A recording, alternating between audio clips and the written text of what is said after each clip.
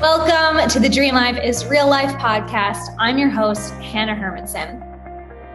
I know it might seem cheesy or cliche, but if you've got a sleeping giant inside of you, or you just feel like you're made for more, then there's no coincidence you landed here on the Dream Life is Real Life podcast. Listen, as a girl from small town Wisconsin who decided to go all in to her dream life vision, I know how crazy it can feel to chase after wild ideas. Since leaving my 9-to-5 job in academics back in 2015 to becoming a yoga teacher, a life coach, and now a digital nomad, currently living in Merida, Mexico with my husband and Labradoodle, I know that all the cheesy cliches are true. I've watched a lot of my dream life become my real life right in front of my eyes. Oh, and I've learned a whole lot about sales, business, and marketing along the way, and I want to share all of that with you. So here, you can consider me your friend and mentor. As a certified business coach, success trainer, international speaker, author, and copywriter, I've helped hundreds of coaches and entrepreneurs build, scale, and enjoy their online businesses. So here on the show, you'll find the real people, concrete tactics, and weekly motivation and inspiration to make your dream life your real life. I'm going to let you into the nooks and crannies of these dream lives and dream businesses and offer lots of real talk along the way. Because to be a true leader in whatever you're endeavoring in your life and to create a legacy that you're proud of, you need a tribe lifting you up with you on the journey. And I've made it my mission to be that partner with you. Because after all, we are all in this together. By the way, if you'd like some help improving your business and life, then we just might be able to help. Head on over to dreamlifeisreallife.com to learn more about what we do and how I might be able to personally support you and just continue this conversation in making your dream life your real life. All right, let's get to it. Hey, friends, I am back with the Dream Life is Real Life podcast. And today we've got a new friend, a special guest in Patricia Lohan. She is a Feng Shui expert, speaker, and author. She's into manifesting. She considers herself a healer and a real life Irish Celtic Shaman. Some people even call her the Mary Poppins of Prosperity. Patricia is the creator of PowerHouse Feng Shui and author of The Happy Home, a guide to creating a happy, healthy, wealthy life. She helps entrepreneurs make their homes and businesses magnetic to money, luck, and blessings. She knows that you can't just teach these things in business school. There's so much that lie in between the lines, and there's so many more tools to really tap into top secret. The tools for success sometimes feel like they're top secret. So she's helped thousands of people across the globe embrace Feng Shui, and she creates lasting changes in their businesses, homes, and lives. She's seen firsthand the power of the mind, surrounders, and inner healing, clearing and aligning everything so that it works holistically. She loves entrepreneurship, and with 15 years of experience running her own successful startups and businesses, she is here today to let us in on the secrets and share some of her wealth of knowledge. Welcome, Patricia. Thank you so much. I'm so excited to be here.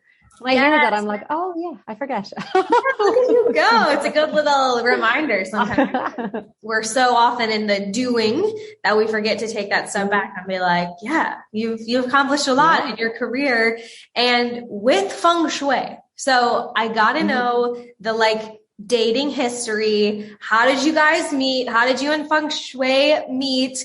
And when did you start hitting it off? What's the story? Feng Shui was like my teenage love affair. It's like I basically got into Feng Shui when I was 15. I got my first books about it, and I did actually just fall in love with it straight away. I was doing things around my house, actually made my house so just connected to it from the get-go and knew that it could have an impact and a change and support people, that I actually made my parents hire a Feng Shui expert to come and Feng Shui their businesses. So they were entrepreneurs themselves. At the time, we had a small hotel. We were building a new house. There was loads of things. And I got this woman to come and work with my parents. And they're not even into Feng Shui. Like, they were like, this is back in the early 90s. They're like, you what had the that hell? inkling, you had that magnet within you, and once you got lined up with the thing, you were telling everyone about it. I think we all can have that experience with some aspect of our business. Once you like get that taste and you're like, everybody has to know, come over to my house. And how interesting that your parents were building physical spaces, hotels and homes. So my understanding of Feng Shui is in the physicalness of setting up a room or a home to be optimized. But what you just said, you know, Feng Shui a business. Now, is that true just for physical businesses, or how can Feng Shui? Yeah, for sure. So how you've explained Feng Shui in terms of it being about the physical setup of a room is correct, but it is only like a tip of the iceberg of what Feng Shui is. So Feng Shui is actually acupuncture for your home. It is like energy working for your home. And it's one of the things that's kind of like the biggest misconceptions is that I just tell everyone where to put their bed and their couch and things. Most of the time I couldn't really care. And the rest of the time there's only certain options in a bedroom or a room or an office that actually work the best, just practically. So Feng Shui is actually this way more holistic and all-encompassing energetic practice that if you're in any way connected to, you know, you're in on your personal growth journey, you'll have heard about raising your vibration, raising your energy, making sure that you feel in alignment and connected, that you know, have the right mindset, that you have the right things in place, that you have the right practices. Well, as you do that, you're raising your own personal energy vibration. And the same goes for your house. It's exactly the same. The building that you are sitting in, working in, if you're working from home in an office, it is either totally holistically, totally balanced and in harmony, connected to, really just the Tao, like it's very much centered in 5 element theories and philosophies. And when your house is balanced, you are balanced. When your house is balanced and the nice thing is it balances for you personally, but also for your business. Just because I have a background of like basically, you know, my family are entrepreneurs. I've been an entrepreneur. I love supporting entrepreneurs because I just know how much heart and passion goes into building a business. And, you know, there can be things that can be in the way. And a lot of the times in our personal development world, we think that it's something we're doing wrong. You've got the wrong funnel. The ads are wrong. The I don't know what the ads aren't right. The emails are wrong. You've got the wrong strategy. You know, you're not getting enough people. Actually, for me, I'm like, if things are not flowing, it's often to do with the actual physical environment that you're sitting in. Our homes literally have their own personality, their own energy type, and they can be good for money or bad for money. They can literally be supporting you in bringing in floods of money or not. So, yeah, I've heard, you know, you're going to learn kind of how naive I am to Feng Shui as this conversation goes on, but I feel like there have been, I move a lot, but I feel like there have been homes in which I feel more me, or I love going to, and I love spending time at home. Whereas there's been other places where I lived where I'm like, can't go on more walks or eat out enough. And it's never kind of come to my awareness in this way. Because again, I thought of it as arranging furniture in a certain way, but I'm really resonating with this idea that our homes have their own energy, their own personality in some way. Yeah. And like, this is the thing, as you're doing your own energy is rising up and you're like, yay, but the vibration and frequency of your house stays the same. And typically, if you go back to like when you first got that house, it's a match to your money blocks or your beliefs, or it's a match, but it doesn't change. So it creates this kind of tension and tug of war. And most of my clients will come to me that they've hit some kind of plateau, whether it's an income plateau or, a business exposure. They're not being seen or recognized for the work that they're doing, which kind of ripples back into money as well. Or it's not aligned, like they're doing work and they're getting work, but it's not aligned with actually what they really want to be doing. So there's this sense of like dissatisfaction. So it's like, what? I know, like, this isn't right. So something is just off. And that's typically when people find me. And I'm like, it's not you. It's not your business. It's your home. It's your house. Or your office. It's your house. If it matched, if I moved into this house with a certain match and now I'm hitting a plateau, do I have to move? No. Digital nomad and me kind of want to say yes because I love house hunting and I love like that whole game. Mm-hmm. But most people don't. Most people don't love moving as much as I do. And actually, like I've never told anyone that they need to move house. That's the one thing that's so useful about Feng Shui is that it's totally possible to balance your home. So if we just even go back to the Feng Shui analogy or the acupuncture analogy, the acupuncture is not going to say to you, you need a new body. Like you're going to put like the needles in, we're going to balance it. But the same goes, like we're going to balance you, you're going to bring you back into harmony. And that's typically what we want to do with the house. We want to bring it into balance. And then like the remedies and what we work with our clients with is that it brings them back into balance. So it's like this dance of like raising the energy. And what happens is that as the house becomes more lined up, you become more connected to your true path.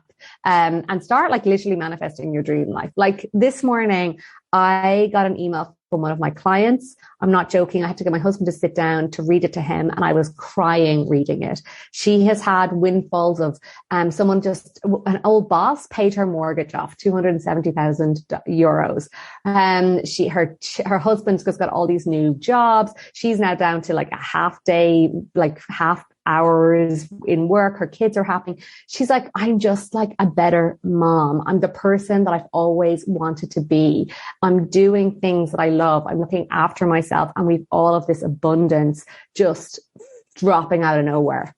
And I'm like, this is why I do this, because it doesn't need to be hard. And, I think this is the thing, the name of your podcast is Dream Life is Real Life. Like I seriously, like, my first Facebook group was called Dream Life Creators Group because it is about having a bigger vision for what it is that you want.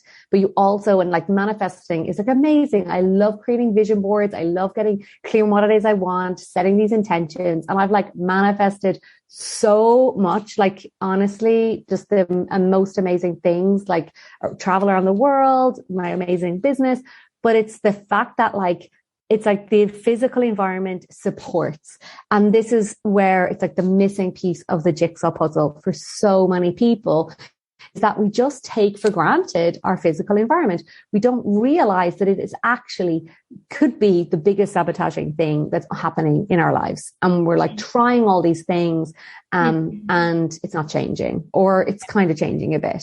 Right. But not. You never think to look at that, right? We think about our own energy. We think about clearing out our mental space. We think about the relationships, but yeah, especially in this like pandemic, whatever, we've all been spending so much more time creating, thinking, brainstorming, working, eating, playing in our homes.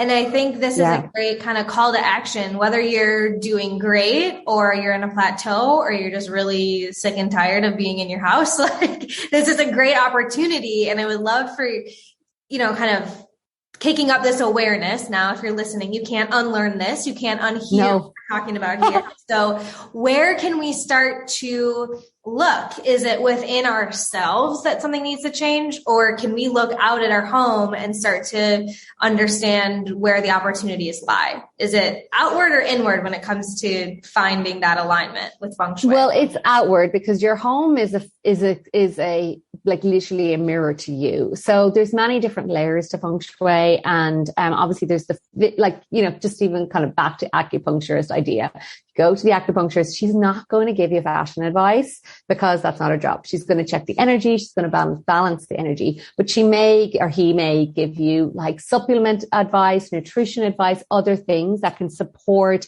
the whole being and the whole person, and then use the elements to balance. So with my clients, we work with people on balancing the elements. Every house is totally unique. So it's like a bespoke process, but other things that are really useful and is about like, first of all, just switching on your eyes around your house. Like literally this exercise is called fresh eyes. And I recommend you just like going out to the front of your house and standing outside your front door, your apartment door, whatever it is. Like we've done studio apartments in Manhattan to like massive mansions in Australia. Like it doesn't matter the size of the house. It doesn't matter what state or condition it is.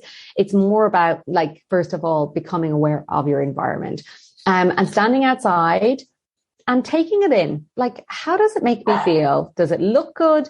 You know, does it feel tended to, looked after? You know, the front door, does it feel like welcoming, inviting? I just come back to like a client. I remember going to the front door, like there was all cobwebs, the paint was all chipping off the door, the plants were dead at the door.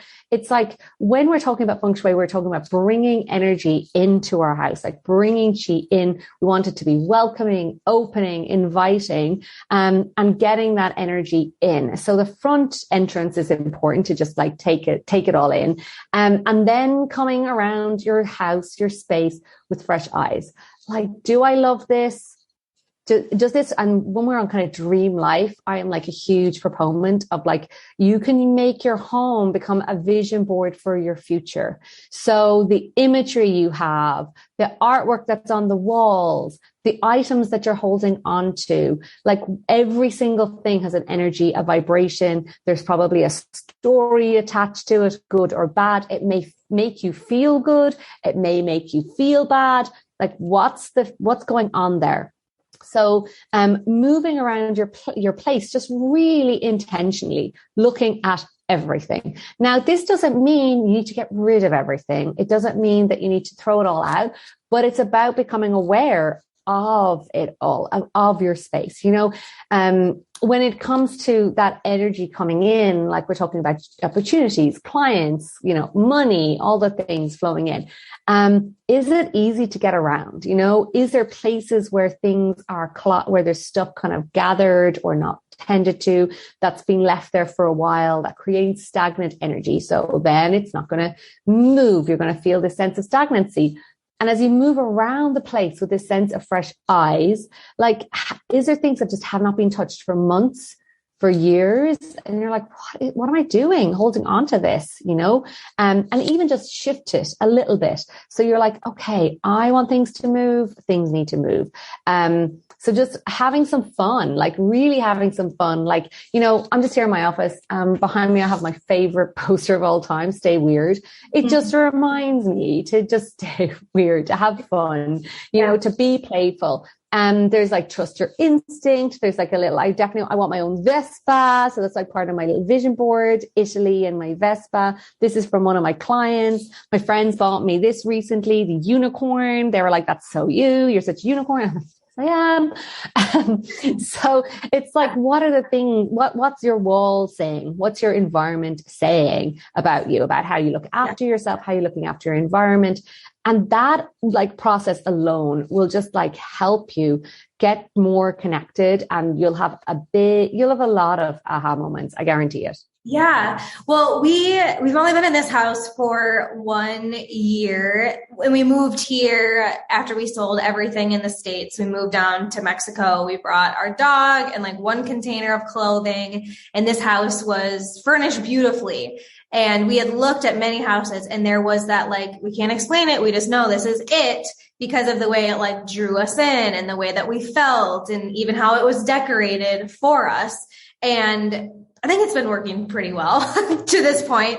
But just this last week, my husband had a wild hair, like this house husband phenomenon. I don't know. He just like went deep cleaning, and he took all the things that we had on the kitchen counter, like a blender, coffee maker, things that we use every day, but he just like tucked them into a drawer.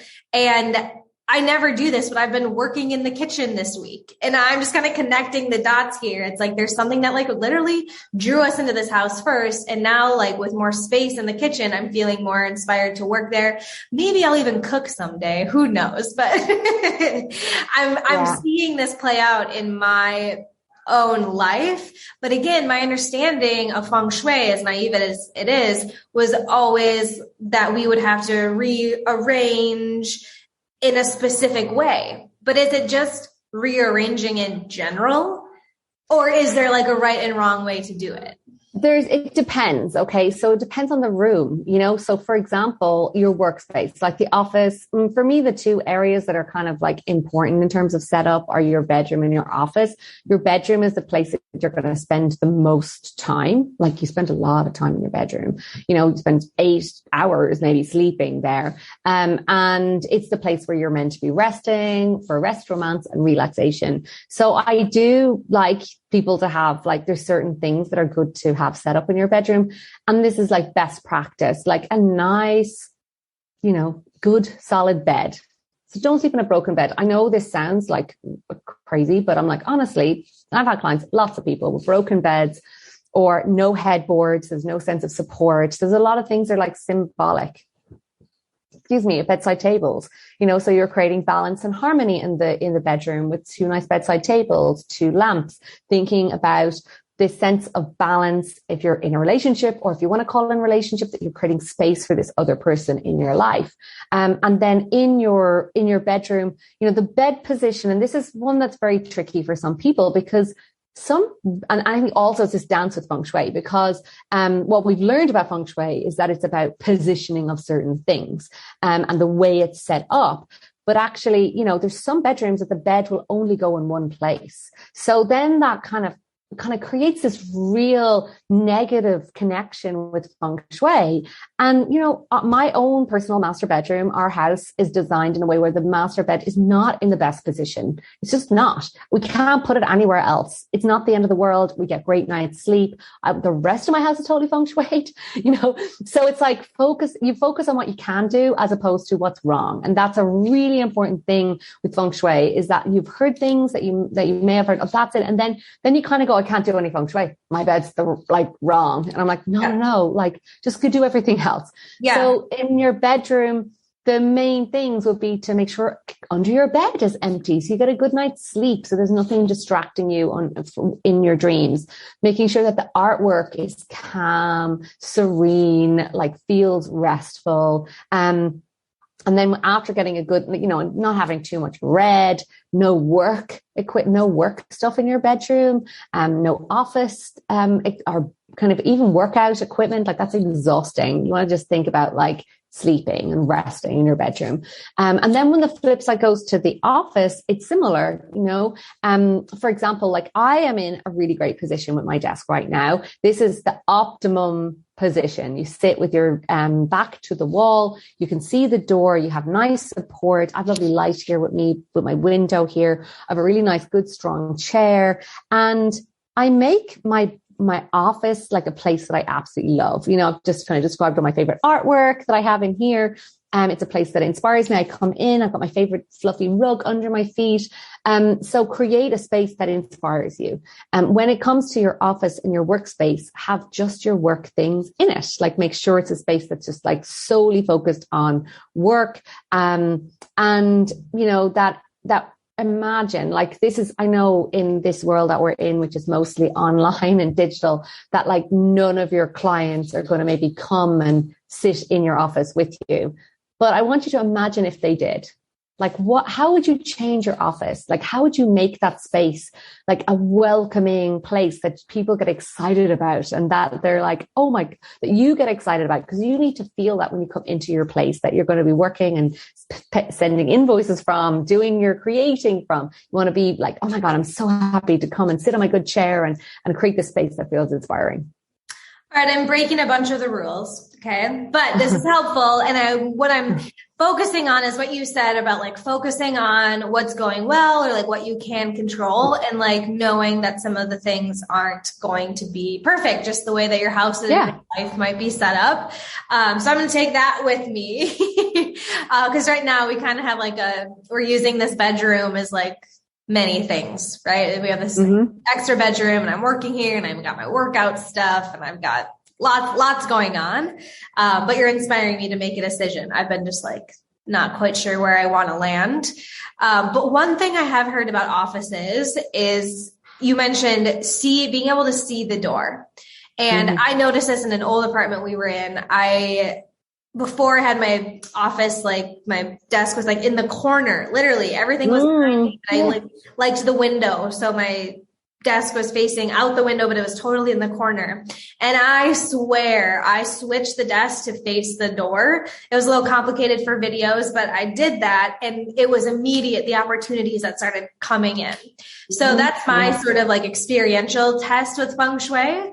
And I'm guessing if it's worked for me, again, like with the, oh my God, totally. Are these like theories and is it about try them? Like, I think that to be honest, that one, like sitting with your back to the door is like your back is to the opportunity. You're like basically not able to see what's coming at you. And there's another flip side of that. Like with your back to the door, your kind of nervous system and your fight or flight response is like on. You're like on because you can't see what's coming. This is like naturally like how we would be. We're in a much more heightened sense of just like not feeling supported. Now, years ago, I remember doing this client's house or office, and I got to the office and it was like a husband and wife team. And it was like they were running two separate different businesses because he was like, hi, how are you? How are you doing? And I'm like, oh, great. And then she's like, hi, and she looked so drawn, overwhelmed, stressed out. And then I walked in and I could see their desks and I'm like, no wonder. He's sitting over in the far corner, back to the door. Back to the wall. He can see everything. He's got the space. There's people between him before anything gets to him. So he just is like untouchable. And she's basically sitting right with the door behind her. And I said, does everything come in and feel like it lands on your shoulders? You're totally overwhelmed and lands on your desk. And you just never see it coming. It's all these surprises and you're just like totally stressed out. She burst out crying. She's like, how did you know? And I'm like, I can see it. Like, this is it. Your desk is exactly like that. So we just shifted her around, and it's just that it really does work. And, just even think about like a big CEO of a huge corporation, like they're not going to be at the front door. They usually have these big, beautiful offices. So starting to take the place more serious and, it's like sometimes, especially say you were saying you're in this little corner place, you can feel cornered in. You feel like you're going nowhere. Like, especially if you're up against a wall, there's a sense of going nowhere. But if that's the case and you're listening and you're like, I have to sit my back to the door, get yourself a small mirror, put it on the desk. So at least you can see what's coming. If you're sitting and you have to be in with this wall in front of you, like create a vision board, like make your space be like, where am I going? What am I doing this for? Like see the sense of expansion. And when I was working in my parents' business many years ago, I remember literally working in the office and my office is called the Dungeon. Hello. And we're down in the basement. I remember one day going like, this has got to change. And there was nowhere to put it was so tiny. So I went upstairs. All of the staff, all the customers had this beautiful sea view of the promenade. And I took a photo of it and I got the printers to print a huge big poster of it and put like a window ledge around it to kind of bring nature and the sun in. It was like this beautiful photo. And you come down and I used to feel like, oh my God, like at least I brought something in, just to feel that sense of expansiveness and openness. Yeah. So it is possible to like do subtle little tweaks. Yeah. And with that idea with the window or the mirror to like bring in more, you said something about balancing the elements. So is it true that we need nature in every room, or what elements were you referring to when you mentioned that? Yeah, sure. So, I don't recommend having all elements or having elements in all of your house or everywhere, because basically it's They can be either, they are what we would recommend with our clients when I create their personal report, and I would be specifically telling them to put specific things in places. So it'll be like me saying to everyone, like, oh, get acupuncture needles and just like pop them in your body. You need metal. That was not a good idea. So essentially it is a great idea to have some nature in your house, but some people they're like, oh, I bought a water feature, where should I put it? I'm like, don't put it in. No, don't put it in against my advice and with my advice, because I would need to analyze your house and then I'll tell you where to put it or where not to put it, or don't put it in at all, because it could be the most amazing thing to activate the energy in your home, or it could be the worst thing and create all these crazy financial issues for you. So there's some things, and that's where Feng Shui has there's a limit in these are the things. So having some plants in your house is fine, but don't go mad with plants, bring some nature in, but not like millions of plants. Just if you have a plant, that's totally fine. But yeah, in terms of some elements would be fire element, but having too much fire can cause arguments and disagreements and exhaustion and burnout. So it's really a very nuanced practice when we come to kind of the nitty gritty of the elements. Yeah, like you said, no house is the same. It's not positioned in the same place. And we probably bring, I'm totally with you. And my curiosity is so piqued. But again, I think starting with that new eyes exercise that you talked about, these things might be very obvious, right? Like if your back is up against a wall you're facing a wall, you might be up, against something. And I love starting at the front door and taking a tour of your home and starting to think is anything getting stuck? And does this make sense? Is there some flow in the house being that first step? And then where could people take a deeper dive with you and get even more insight into the work that you do and continue learning all the things that you know so much about? Yeah, well, for sure. You're more than welcome to come and join me at patricialohan.com. And that is where I have loads of different guides. So I have a checklist, a Feng Shui checklist to download all the different things that are going on in a house to be mindful of. And I also have a guide for money and for love and how to set your office up for success as well. I am going to be releasing a series of free trainings in the next couple of weeks. So if you just come and connect with one of those, I'll be doing live ones where I'll be giving people feedback and some really hands-on tips to get your home all set up for this lovely Chinese New Year. Woo, yes, I love it. PatriciaLohan.com. We will make sure that those resources are linked because I know this is a game changer for folks who take advantage of setting up your home and your workspace for optimal success. So Patricia, thank you so much for being here. I know it's late where you are in the world. Okay. And like I said, we'll make sure we're linked so that folks can continue the conversation with you. And listeners, I'll be back next week with another inspiring guest that will help make your dream life your real life. Until then. Thank you. And don't forget to hop on over to dreamlifeisreallife.com/show for specific goodies that we talked about today and access to continue the conversation with these guests as well as myself. I cannot wait to see what you create. Until next time.